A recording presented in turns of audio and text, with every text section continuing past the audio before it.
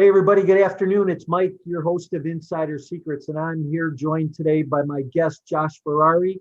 Josh, tell the listeners a couple things that they're going to hear on today's show. Today, we're going to talk about 2 to 3 different electronic things that will help you in your business. A couple of them are apps, and another one was just a website. We also talk about how I raised $6 million in 30 days after having only raised $100,000 previous to that. So no kind of expert, anyone can do it. It's very simple. And we talk about how I was a guinea pig to a vaccination. And you're going to have to listen in for the rest of that, but we're going to really dig into raising money and great information. So we'll see everybody inside. Welcome to this week's edition of Insider Secrets, the show that turns multifamily investing into reality. Each show we interview guests who are seasoned professionals actively closing and managing real estate deals. Your host, Mike Morawski, has more than 30 years of multifamily real estate investing and property management experience. Mike is the founder of My Core Intentions and has been involved in over $285 million of transactions. Focuses on helping you create short-term cash flow and long-term wealth. Here's your host, Mike. Hey, good afternoon and welcome back. It's Mike, your host of Insider Secrets, and brought to you by My Core Intentions. Glad that you're here today. And I am excited today about our guest. I am joined by Josh Ferrari, and Josh is going to talk to us about syndicating deals and raising money. Josh, how you doing today? Man, I'm doing really fantastic. I was a little late to this interview here, but other than that, I'm ready to go. Good. Yeah. Hey, listen, it's okay to be a little bit late sometimes. Better to be late than be in trouble. Let me tell the listeners a little bit about you. But Josh grew up not knowing anything about finance or investing and always thought that he was going to work at a job, 65 years old, retire on a farm in the country and travel with his wife to see the world.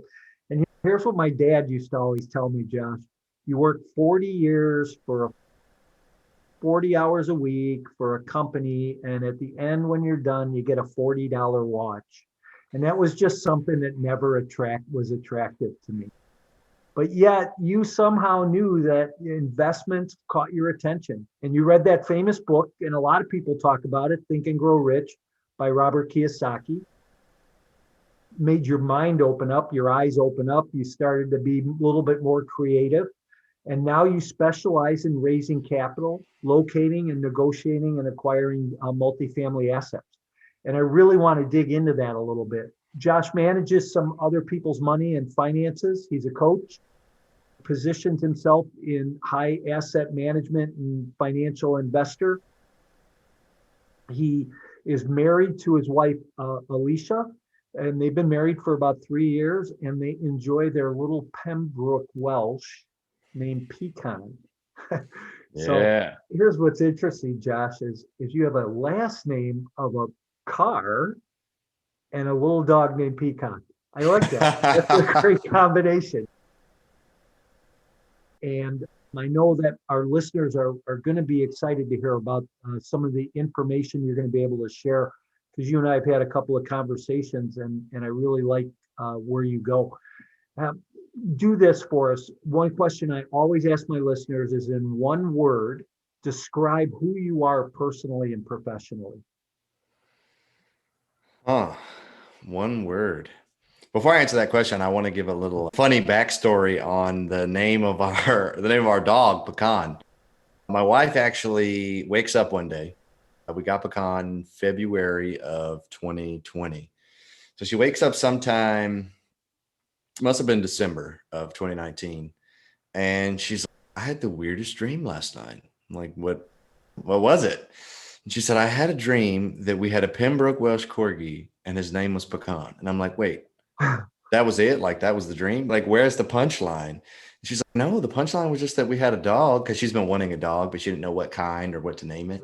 She's like, I think it's a sign. Like, that's ridiculous.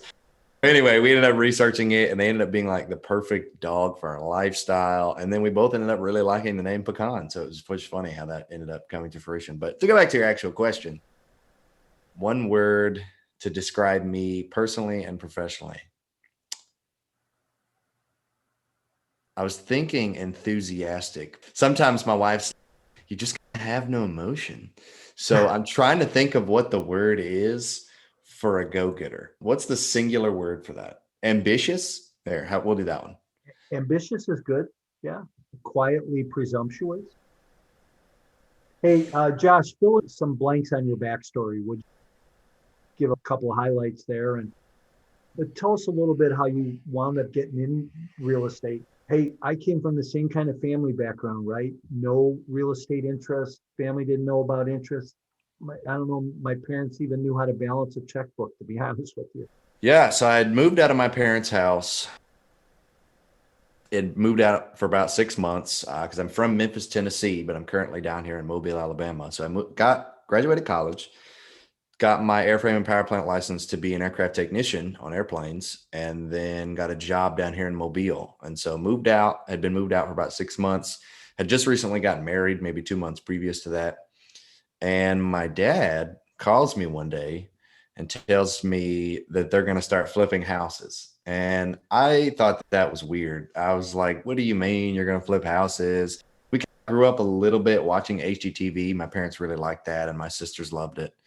And so I would watch it every now and then. It was cool just to see that before and after of everything, how they make it beautiful. But I never really thought that would be something that I would do or that my family would do, just because I guess from an outside perspective looking in, I'm thinking well, that costs a ton of money. They got a freaking TV show. Like they obviously have money. They know how to do all that stuff. And so anyway, it caught my interest a little bit when he said he was going to start doing that. So I started asking questions, prying into the why behind it and the how, like how is that even possible? And he ended up explaining how I could basically make more than my annual salary in a few months and one flip. I'm like, your dad is explaining this to you. Yeah, he's explaining it to me.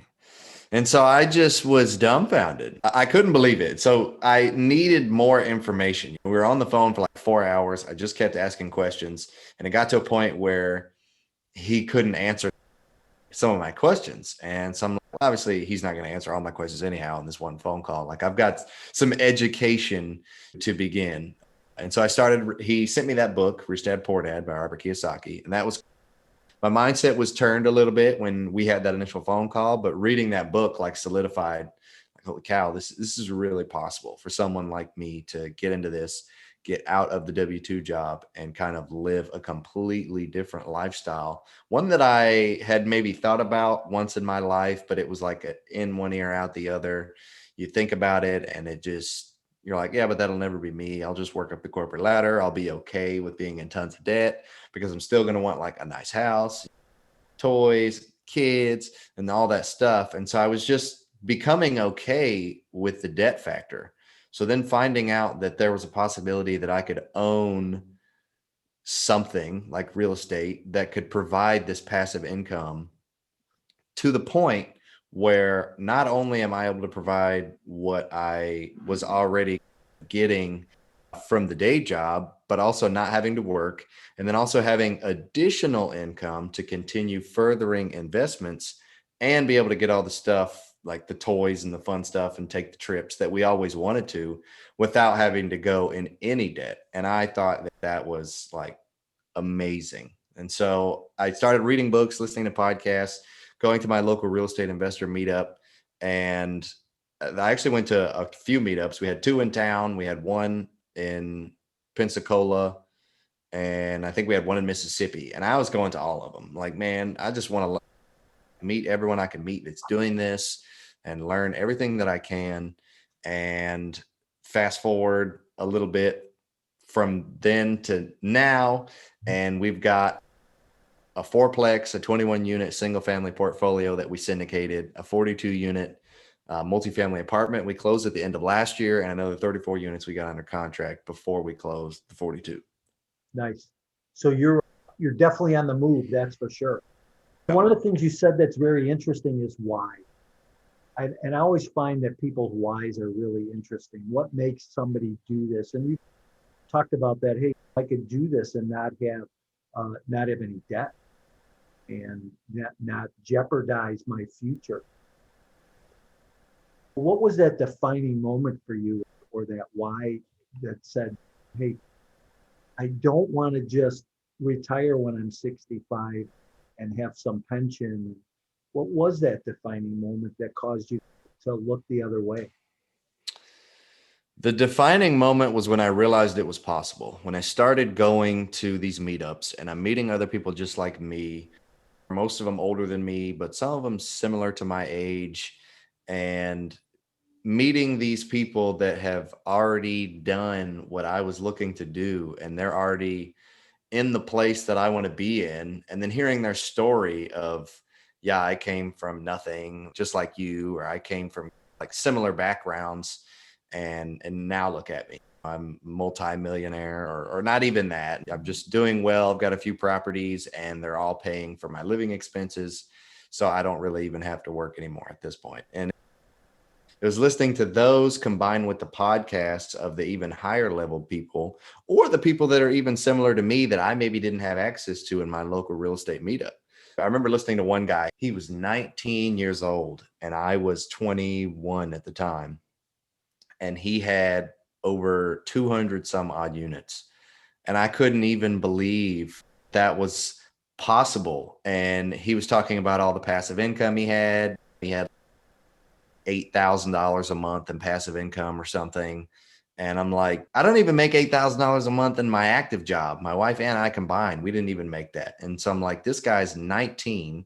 He's still a teenager and he's doing extravagant things. And so I knew at those moments that it was possible for me to do exactly what they did, and that I was going to be pursuing that. What's interesting is you talk about this guy, and I remember being at an investor group meeting.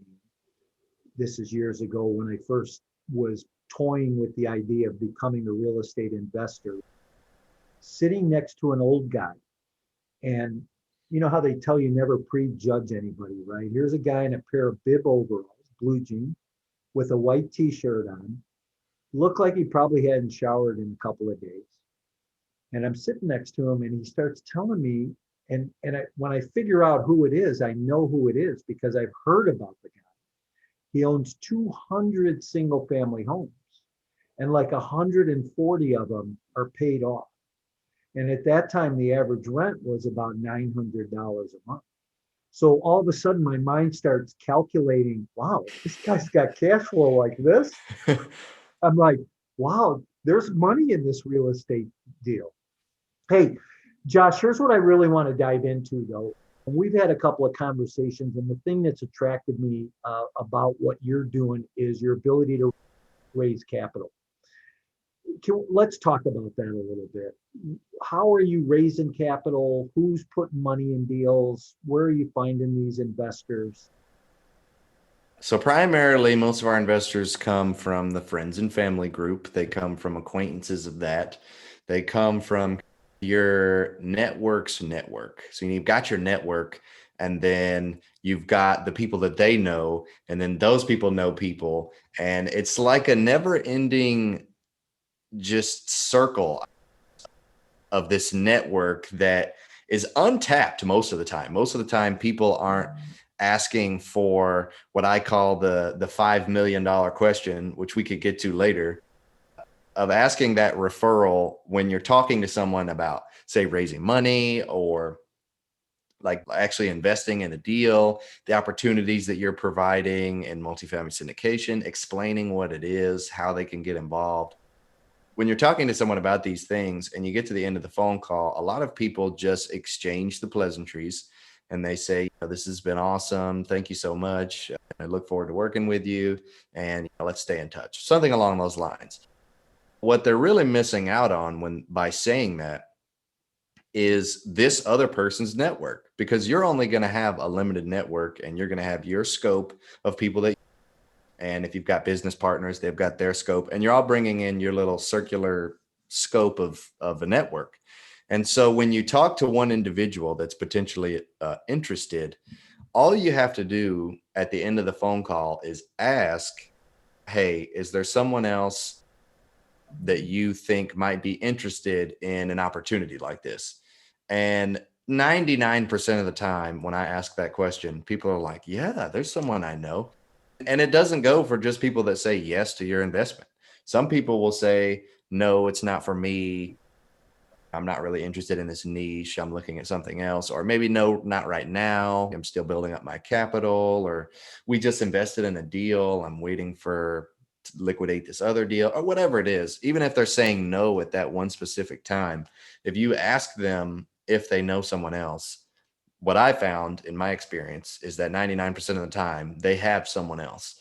And once you talk to that person, you get the warm introduction. So you get that person that knows that person to introduce you. So instead of just like them giving you, say, their email address or phone number, and you just like cold call them out of nowhere, hey, told me about you and said you're interested in investing money. They're like completely caught off guard. Like, what? Whoa, chill out. What do you mean? I'm not trying to give anyone money. But if you actually have that individual contact and say, hey, I talked to, whatever they say, hey, I talked to this guy. He's really awesome. He's doing this great thing. I remember you had mentioned something about being interested in investing in real estate.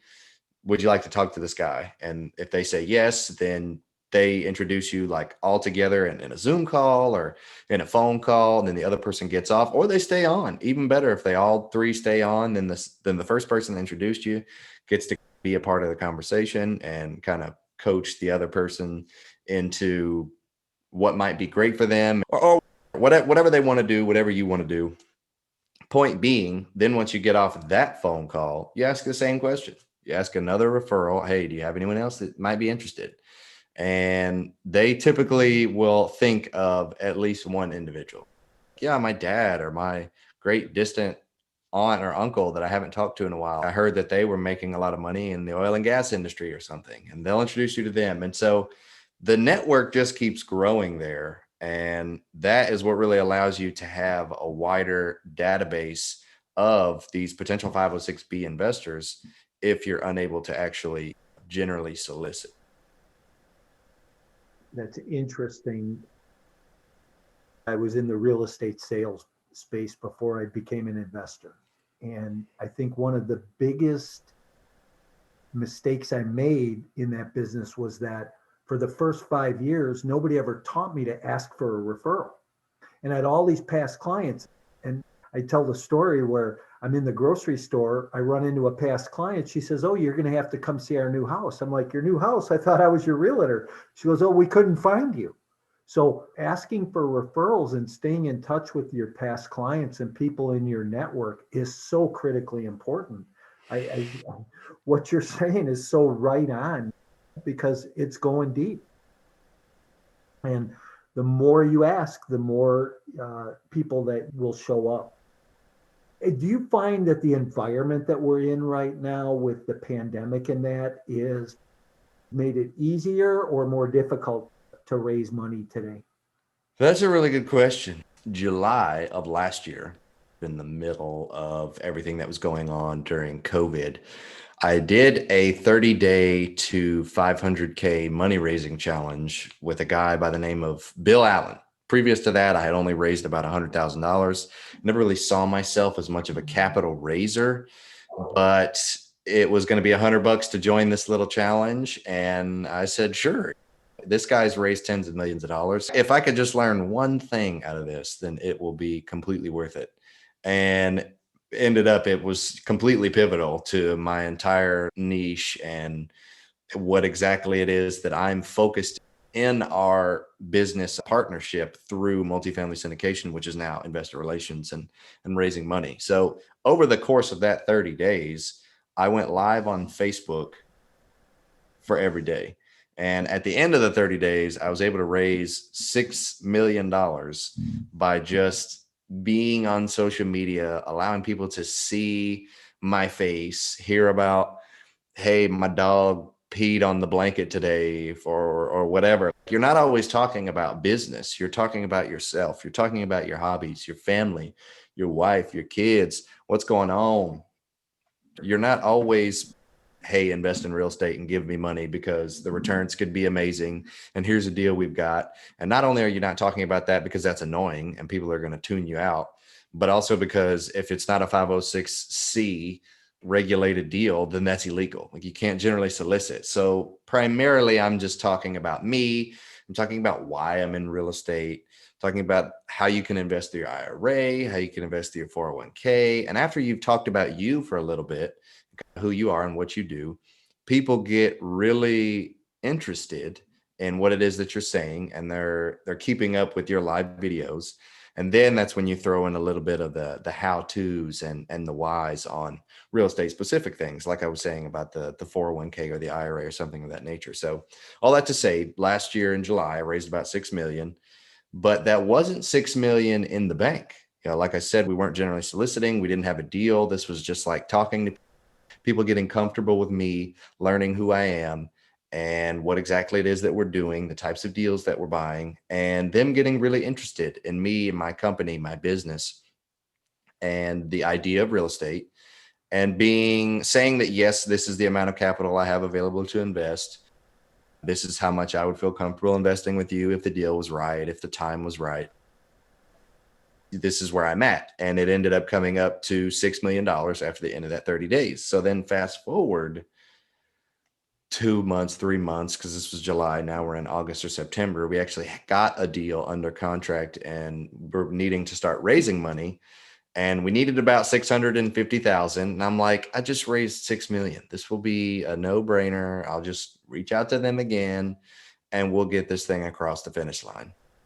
After beginning to reach out to them, I quickly found out that timing is everything and the deal specifically is everything.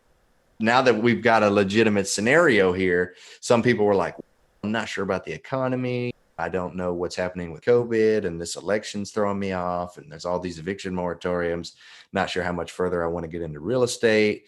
And so I was getting a lot of no's on that end. I was also getting no's on people saying, yeah, it's been 2 or 3 months. I had that amount of money. I've already spent it and put it in another deal. And I'm waiting to liquidate something else or to rack my cash back up before I invest in something else. And so I was quickly turned down by about $5.7 million worth of people. And I'm like, what happened? Now that I actually need the money, where is it? And so I was only able to raise on that one particular deal about 300,000. And I had my other partners bring in the rest of the money. And so I guess from my personal perspective last year, I've just found out that maybe timing was everything as far as the economy and the market specific. We've already had another deal, like I was telling you earlier, that 34 unit that we began raising money for. And we raised money for that deal fairly quickly. Like it came fast. And that was in December, January of this last year and this year. And so I don't know that it was the economy specifically. I think people are still throwing money everywhere.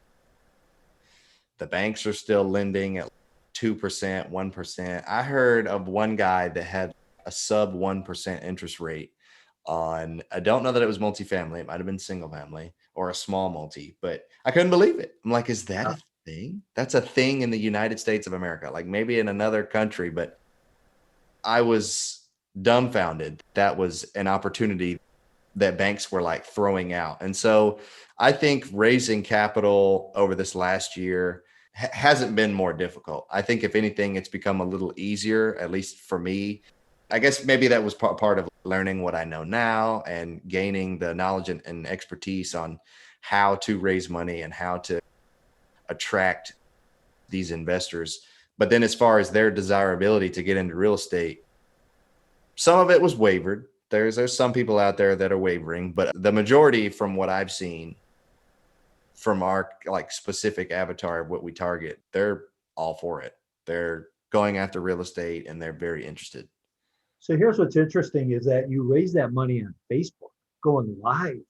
So did you just go out to social media or were you in a specific group or did you just grab your phone and go live and say, hey, I'm raising money or what? Yeah. So it was interesting Previous to July of last year, I actually hated social media. Maybe hate's a strong word. I strongly disliked social media. I had a Facebook account that I'd had for a while, the Instagram account, and I had created a LinkedIn a while back, but I would get on it maybe once every other week, once a month. And it just seemed like there was a lot of hatred and hatefulness, and there's just a lot of judging and the whole idea of what some people see from social media, as far as one person gets more likes than the other, then you feel like a lesser because why are they liking their photo more than mine? And I think I was getting caught in the minutia of that. And so I just kind of stepped back and said, I don't need social media. I have my family, I have my life, my wife. I'm just going to do me. Pecans. So pecan. So then I started this challenge, and every day he sent us a little video of what it was that we actually needed to do for the day, like a little piece of homework and kind of the challenge for the day. And the very first day, he said, you're going to go live on Facebook for the next 30 days. And I'm like, man, first of all, I thought I'm not going to get anywhere with that because I don't have a big following because I don't get on social media. Then secondly, I thought a lot of my following is old friends back from Memphis, colleagues that I knew, coworkers, people that I went to high school with.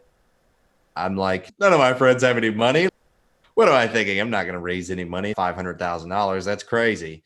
And so that was the first thought in my head, plus the dislike for social media. But I said, you know what? I paid the $100. I'm in the challenge. I might as well see what this is all about. I might as well do it. So it was literally just me on Facebook. I had to Google how to start a Facebook Live. I'm looking all over Facebook and I'm like, where's the live button? And I could not find it anywhere. Had to Google to find out where it was. Finally figured it out. And I'm crazy nervous. I'm doing my first Facebook Live and it's just, hey guys, I'm going to be doing a Facebook Live for the next 30 days. Follow along with me on my journey. But then the actual caption, I probably talked about it in everyone, but the actual caption of each video was day 1 of 30 of the hashtag 500K challenge.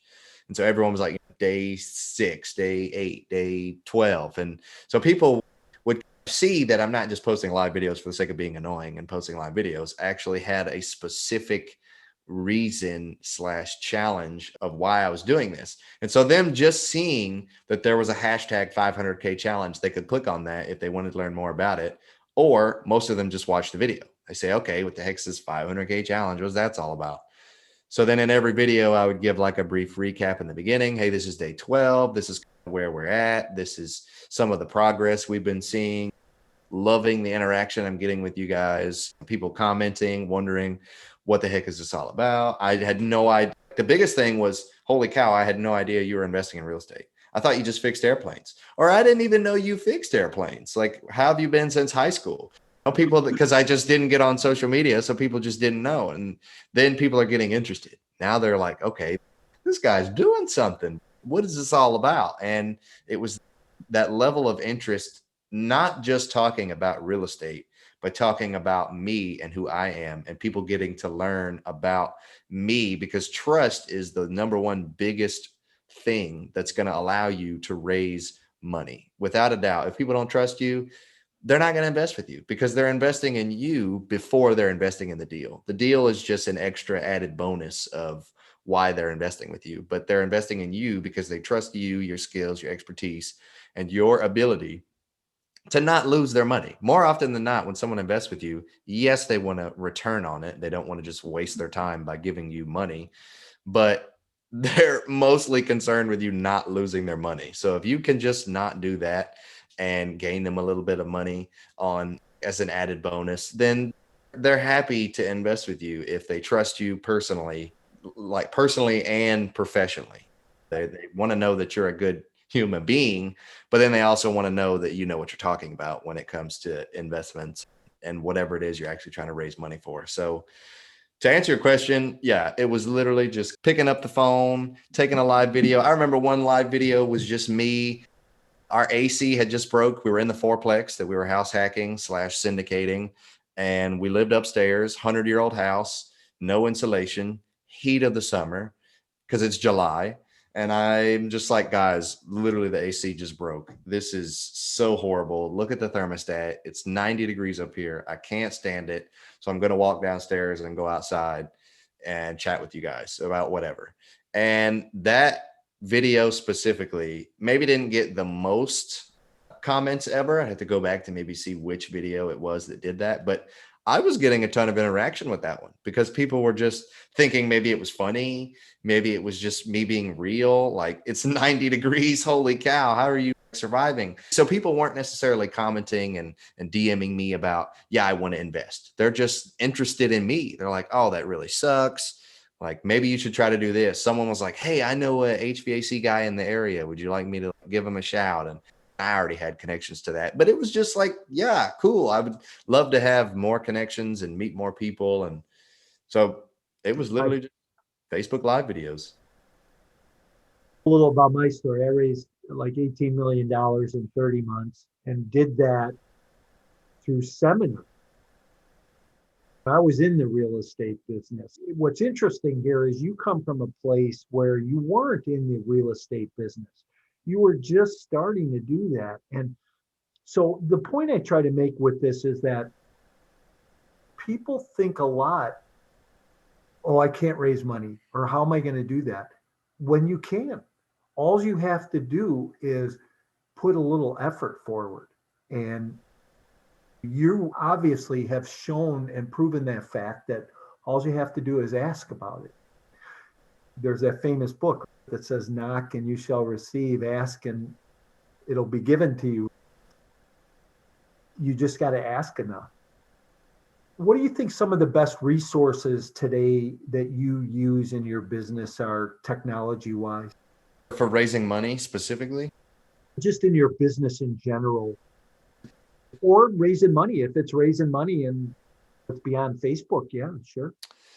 I'll give you two platforms / apps that I use to assist me in raising money and making things simple. So one goal that I really have this year is to create more genuine connections with people, because you can get on the phone all day long with people that you DM'd on social media or that found you from somewhere, listen to your podcast, and they're just interested. And so you talk to them, you exchange the pleasantries, you get off the phone, or right before you get off the phone, you say you're going to stay in touch, you hang up, you never talk to them again. That's just the way it goes. Life gets busy, things move on. And so I wanted to not be that guy. I said, the best way for everyone to benefit in this scenario of us even getting on the phone is if we stay in touch, because life changes rapidly. Real estate changes rapidly. One day you could be looking for deals. The next day you're looking for money. The next day you need a plumber. You never know. And so just staying in touch, and it doesn't have to be extravagant. You don't have to have this 30-minute, an hour phone call with everyone every day or once a week or once every other week, even. Like just a simple phone call or leaving a simple voicemail, sending a simple email, text message, hey, how you doing? And I really wanted to make things a little more personal. I didn't want to have some automation go out to every single person that says, loved our phone call. It happened. This was 2 weeks ago. Loved our phone call. How have you been over the last 2 weeks? Whatever. I didn't want something blanket like that. I wanted, say they're in the Navy and they've been traveling, or they just moved, or their wife got sick, or they had this really awesome deal that they just closed on, or that they just got under LOI. I wanted to be specific to these things. And so I added a CRM to my business. I initially had MailChimp, but I was just using the free version and I didn't really know what I was doing. Okay. And I still don't know what I'm doing. And the CRM I use now, which is why I hired a marketing manager to handle all that for me. But I integrated ActiveCampaign with my business. So we've got automated emails that go out. Whenever I have a phone call with an investor, I get an automated update or notification saying, hey, it's been 2 weeks, or it's been 3 weeks, or it's been a month.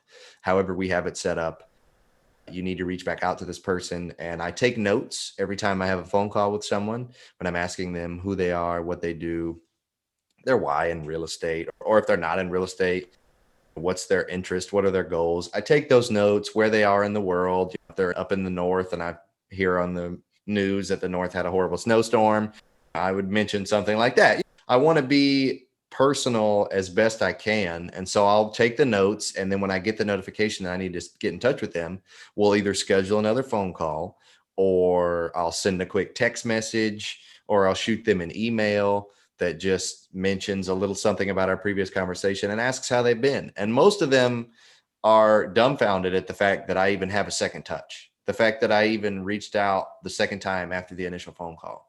They're like, wow, first of all, you actually remembered. And then second of all, you took the time to reach back out to me. That means a lot. And so then they're like, actually, my wife is doing good, or we did have a snowstorm and it was crazy. And then that's like the intro to the conversation, which just builds the relationship. So if I can just stay in touch with these people, then we're all going to benefit, because they're going to have me top of mind if they ever need anything. So I'll be the first to help them. And then they'll be same thing, like vice versa. They'll be top of mind for me when it comes to raising a deal, or when it comes to if they have a specific service, like they do 1031 exchanges, or they do cost segregation, or friends with a really good property manager. I'll have that in my head or in my notes, because no one can remember everything. And so I'll be able to go back and look at that. So that's one thing, active campaign. The other thing is a company called Standout Cards. It's just a website, standoutcards.com. And I've integrated that with my CRM. So every time I have a phone call with someone, they put in their physical address if they want to. Some of them just put in, and that's fine. But if they feel comfortable putting in their physical address, I always say, I'd love to have it, because I'd like to send you something for jumping on the phone with me. And then I send them a little card. The platform allows you can either automate the card, or you can make it personal, which I like the personal touch. So sometimes I'll go in there and personalize it real quick, and then it'll send out. I don't have to worry about postage or any of that. They also have little gifts that you can add in there. I could add a little Starbucks card, or some brownies, or a teddy bear. If I know like their anniversary's coming up, I'll throw some flowers in there.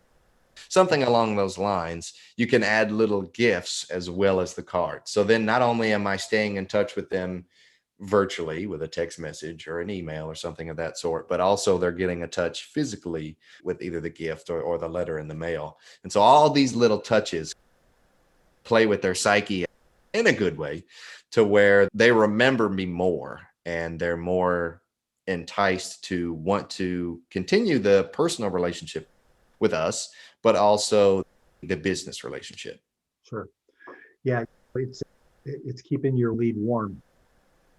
Yeah. And there's a book I read when I was in the sales business, or the real estate sales business, by Gary Keller, called The Millionaire Real Estate Agent. And he talks in there about that touch, and based on who the client is, the number of times that you should touch them. With that initial contact with somebody, when you get off the phone, now what you should do is go back and touch them 8 times over the next 6 weeks, with a series of cards and emails and phone calls and handwritten notes, just so that your name is embedded in them. Same thing with social media today. I think you're going out there live on social media, and people are seeing you. They're seeing you 30 days in a row. That, man, that embeds in somebody's mind. Oh, there's that guy who was on Facebook all that time. Hey, so, we're in a business, and I have to imagine that this question has to go to your day job too, which is, how do you make high-stake decisions? You're faced with a repair, or you're faced with something going wrong in a deal. How do you discern and make high-stake decisions in your life? First, I consult with my business partners. I guess it depends what the decision is. If it's business specific and it's a specific deal we're working on, then I'm going to be consulting with my business partners. If it's something more on the personal side, or it is in business but could also affect the personal, then I'm going to consult with my wife first about what we want to do and how we want to handle it. So let's say it's a deal that we're underwriting, or that we've already closed, and as soon as we close it, we find out that there was a fire in one of the units, or it tore down a building. I don't know, something of that sort. So first thing we're going to do is we're going to communicate, the three of us. There's me, my partner Matt, and my partner Reggie. And we're going to say, okay, this is what happened. Here's maybe why it happened. Here's maybe how we could have prevented it. And then here's what I personally suggest that we do to move forward. And then we all three do that. We all three send in our little like Slack channel, which is another app, Slack. And we discuss that. And so then we review what everyone's saying. And here's what they think. And here's what I think about how we should handle it. And then we poke holes in what the solution of what the other person is saying is what we should do. Hey, we should just do a capital call because we're going to need more money. Nope, shouldn't do that because the investors aren't going to like us. And that's obviously, we just closed the deal. Like there's no way we're going to do that. So then the other person might say, maybe we'll see what the insurance company has to say and we'll go ahead and file a claim. And that will be the best way. And it's like, okay, how long is that going to take? Poking holes. What can we do to expedite that so that we can still meet our projected returns for investors that we have for this first quarter? What do we need to do this? And so it's just every time someone says something, it's okay, yes, now we've all taken that into consideration. That's an option. We're going to start heading that way to find the answer. But all along finding the answer, we're going to what we just call poke holes in it and be like, nope, not going to work. Let's try something else. Here's what might work better, but here's why I don't think that's going to work. And then sometimes you could be wrong. You could think you know what you're talking about and be like, no, here's why it's not going to work. And then your other business partner who knows more than you in that particular topic, no, that's actually not a thing. Here's the actual facts behind that. And you're like, oh, okay, well, cool. Then let's go with that. Like now I'm in agreement with what you said actually makes sense because now this actually isn't worst case scenario. Yeah, interesting. So Josh, this show is called Insider Secrets. Can you leave the listeners with another secret? Another secret. The referral question was one, definitely. Absolutely. What's another secret? Do I have another secret? Now, is this a secret that is directly related to real estate or could this just be any secret? Yeah, it could be anything. Could be anything. Here's a secret about me that isn't maybe necessarily a secret, but something that I don't just tell people. Earlier was it 2020? No, it was 2019. When my wife were fairly new to being married, we had some church friends that is a couple, and the wife worked at a clinical research facility. And they did these clinical research studies, and you basically were like the guinea pig if you wanted to join the study, but they paid you. And at the time we needed a little bit of money. And she was like, yeah, we're doing this really awesome study for an anthrax vaccine.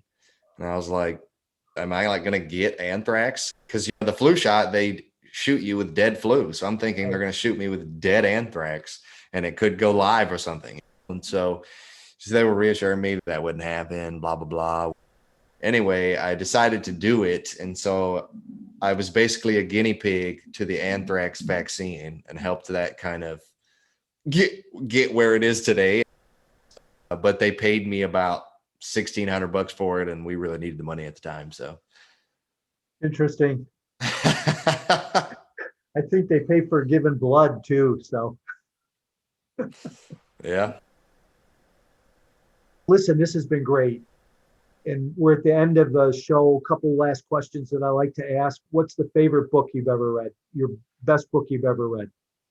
Best book that I've ever read, I'm going to say Extreme Ownership by Jocko Willink. Oh, interesting. Great. I've heard that. I've heard a couple other people talk about that. So good book. Yeah, it was How great. about favorite tourist attraction? See, that's the thing. Being stuck in this W-2 job, we haven't been able to do much traveling, especially during COVID. But even before that, in our current financial situation, we haven't been able to go a lot of places. So there's a lot of from Memphis. We're from Memphis, but yeah, there's not a lot of touristy. We've got the Bass Pro Pyramid. I think it's the largest Bass Pro in the world, and that was cool. But as far as tourist attractions go, we've been to Hawaii. I'm gonna have to say Hawaii because we went there for our honeymoon, and that was amazing. I thought you would for sure talk about the hotel in downtown Memphis where the ducks come out of the elevator. Hey, Josh, if people want to get a hold of you, how do they reach out to you? We've got a podcast also called the Creative Capital Podcast. So you can check us out on our website, ferraricapital.com, or you can go to iTunes or Spotify or wherever you listen to your shows. We're on social media. You can find us on Instagram, LinkedIn, and Facebook. I think I'm just Josh Ferrari on LinkedIn and Facebook, and I think we're Ferrari Capital on Instagram. Like I said, you can go to our website, ferraricapital.com. You can sign up for our newsletters. We send out monthly newsletters. That's just a little educational piece of information, as well as updates on what's going on with us and specific market analytics to where we are, which is down here on the Gulf Coast. So you could sign up for that. You could subscribe to the podcast, like I said. And what else can you do? I think that about. You can call me, shoot me an email, joshferrari901@gmail.com. And yeah, that's it. Thanks, Josh. And all that information will be in the show notes, so people will be able to grab that anyhow and reach out to you if they have any questions. Hey, I want to thank you for being here. You've been a wealth of knowledge. I appreciate that. And it's always good to have that other insight, how somebody else is doing something. Thanks for being here. Thanks, everybody, for listening in. Make sure that you go to YouTube and subscribe, and go to iTunes and subscribe. Spotify, like us, love us, do all that stuff, help our ratings grow. And we'll see everybody next week. Thanks, Josh. Thank you so much. Thank you, Mike, and thank you for joining us for another great episode of Insider Secrets. As always, Insider Secrets is brought to you by My Core Intentions. Join us on social media and visit mycoreintentions.com, where you can get expert coaching on all things multifamily investing and property management. We're looking forward to having you back again next week for more Insider Secrets.